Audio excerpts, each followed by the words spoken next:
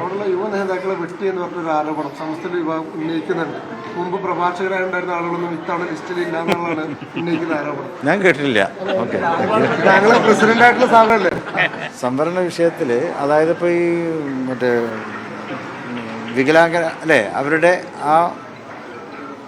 അവർക്ക് അതായത് ഇപ്പോൾ നമ്മുടെ ഇപ്പോൾ നിലവിലുള്ള സംവരണത്തിൽ നിന്നും അതിൻ്റേതായ ഒരു പിന്നെ എന്താ പറയാം, ഭിന്നശേഷി സംവരണം അതല്ല.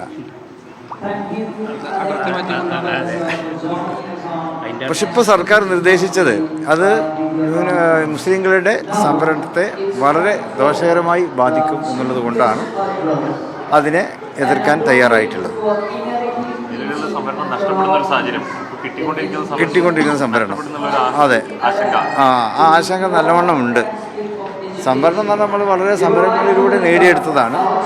അതിനെ ഒറ്റയടിക്ക് ഇല്ലാതാക്കാനുള്ള, അതായത് ഇപ്പോൾ ഈ സംവരണ കണക്ക് മൊത്തം പരിശോധിക്കുമ്പോൾ ഒരു വർഷമുള്ള നിയമനങ്ങളിൽ 800ഓളം ചാൻസ് മുസ്ലിം സമുദായത്തിന് കുറയുകയാണ്.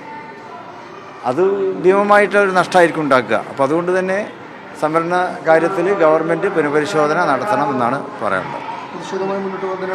തീർച്ചയായിട്ടും ജില്ലാ തലങ്ങളിൽ നടന്നു കഴിഞ്ഞു.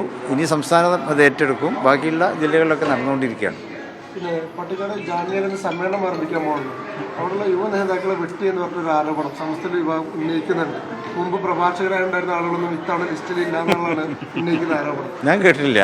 ഓക്കെ, താങ്കൾ പ്രസിഡന്റ് ആയിട്ടുള്ള സാധനമല്ലേ